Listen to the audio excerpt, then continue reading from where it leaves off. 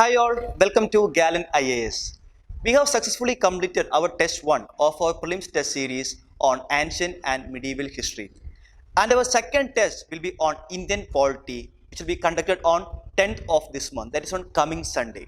So the purpose of this video is to make you aware about the importance of Indian polity in preliminary examinations, and also we'll be discussing about the subject or the syllabus analysis for the coming test, and also the approach that you should focus when you attempt a mock test. I repeat, we'll be discussing about the approach or the strategy that you should focus when you attempt a mock test. So in this video, we'll be discussing about the importance,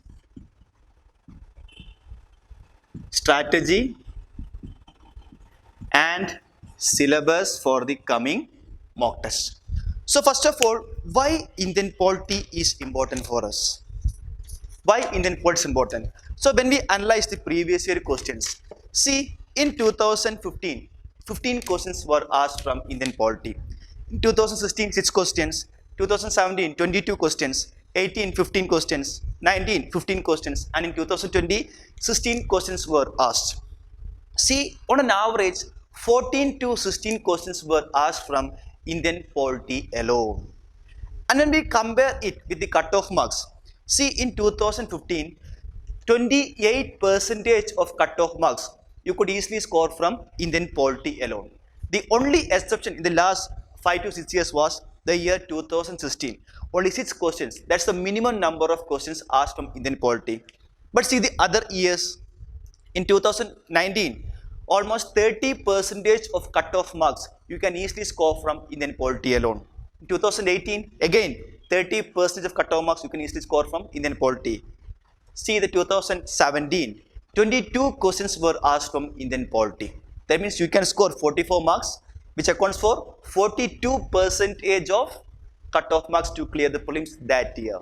This reflects the importance of Indian polity in our preparation. So at any cost, you cannot avoid Indian polity when preparing for these examinations.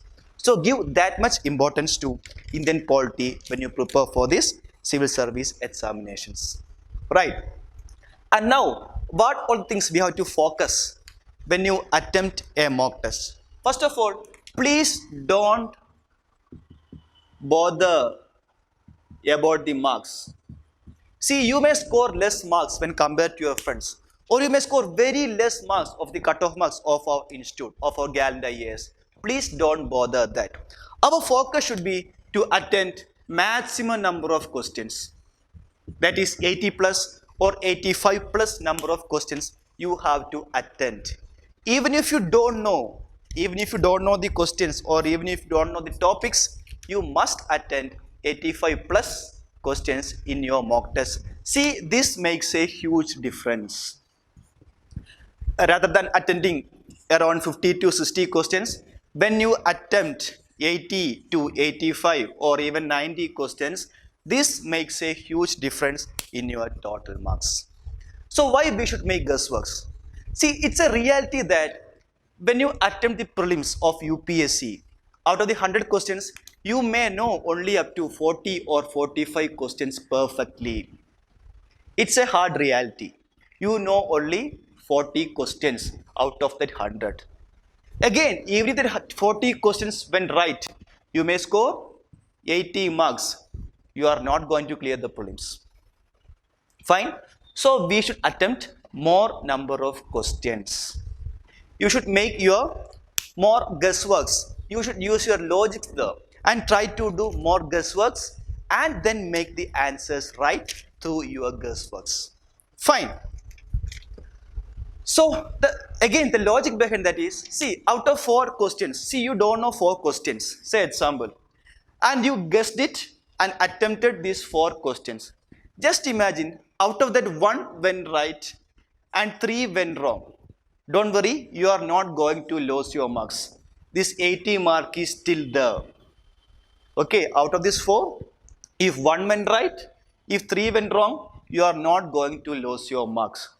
So similarly, if you attend or guessed 40 questions, if 10 went right, 30, a huge number, even if 30 your guessed answers went wrong, and you could make only 10 correct, not an issue, you are not going to lose marks from this 80. But see, there is a possibility that you can score more number of correct answers. There's a possibility that you can get more number of correct answers. So every extra one correct answer fetch you 2 marks extra, and that will be a profit for you when calculating the total marks. So please use this logic and try to attend 80 plus or 85 plus number of questions in your mock test. Fine. Again, one more thing. Don't attempt all those questions in the first reading itself. Try to go 2-3 readings. For that, I suggest you 3-2-1-0 strategy. 3-2-1-0 strategy. So what is a 3-2-1-0 strategy? It's simple. For a question, there will be 4 options. A, B, C, D. Okay. If you can eliminate 3 options, say example, you eliminate A will not be the answer. You can eliminate B, you can eliminate C. So you eliminated 3 options. That is this 3. Which shows that this is the correct answer. So when you go for the first reading, make sure that you eliminated 3 options and you end up with a correct answer. So this is your first reading in your mock test. And attend only those questions which are crystal clear that this will be the answer. Fine. Then when you read all those questions, if you come across a question which you can eliminate only 2 options, say A or C, you can eliminate only 2 options. So near to that question number, you write 2. Don't mark the answer in your OMR sheet at that time. Fine. This you will be going for the second reading. Right. Similarly, when you come across a question, you could eliminate only 1 option. You could eliminate only 1 option. So near to that question number, you mark 1. Right? And all these 1, you will be going in the third reading. Right? Again, there can be some questions which you have no idea. You cannot even eliminate a single option. Right there 0. At the end, in the fourth reading, you will be going through all those 0 marked questions. So this is what 3-2-1-0 strategy. Fine. So first you will mark only those questions which you could eliminate 3 options. Then in second round, you will attempt only those questions, or you will mark only those answers in the OMR which you could eliminate 2 options, then 1, then 0. So try to follow this strategy. It works. Okay. And similarly, if you stuck with a question, so you are reading a question, say as somebody you are reading question number 10. Okay. You know that topic, but you could not find the answer. You are stuck in that question. Please don't waste time on that question. Why? You have 90 more questions to read. So don't waste your time when you stuck with a question. Why? I repeat, you have 90 more. That 90 questions may be easier for you. Right? So don't waste your time. And after going through all those remaining 9 questions, then come back to question number 10 to show that you can easily find answer to that question. It's a reality. Fine. So please follow all these strategies when you attempt a mock test. And also I suggest you one thing.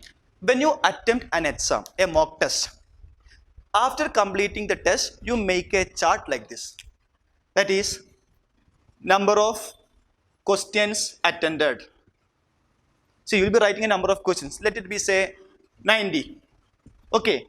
Then you write, you classified the questions which you know thoroughly and the questions which you have guessed. Say it may be 50. That means you know 50 questions exactly. That is, you eliminated 3 options and come up with a correct answer. That number should be here. And if at 90, then remaining 40 will be, that is the guessed questions. And then you analyze out of these known answers, how much went right. Let it be 40, say example. How much went wrong? Let it be 10. And out of the guessed number of questions, how much went right? Let it be 20. How much went wrong? Let it be 20. So make a chart like this. And you please calculate the marks of these guessed answers. Fine. If 20 went right, you can score 40 marks. 20 went wrong, after calculating negative marks, you will lose your 13.33 marks. So out of that guessed works, of the guessed answers, you scored 26.67 marks. See, this is a profit for you. Why? Because you have guessed that answers. Out of that guessed 40, 20 went right. So you can easily score this much marks. This is a profit for you.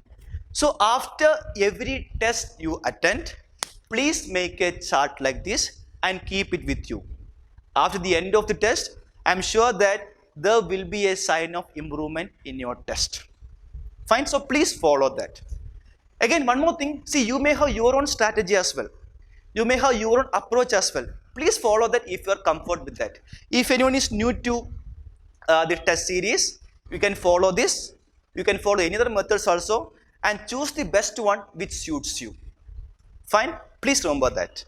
Okay, and at the end we will be discussing about the syllabus. So in the test 2, out of the total polity syllabus, we will be conducting 2 polity tests. So in the first test on polity, that is test 2 of the prelim test series, the following syllabus will be there in our mock test. Okay, that is basics of our constitution, salient features of our constitution, Indian form of federalism, parliamentary form of government, basic structure of the constitution, preamble, different types of majorities under our constitution, amendments, the union and its territories, fundamental rights, DPSP, fundamental duties, parliament and state legislature. So from these topics only, we'll be framing questions for the coming test 2.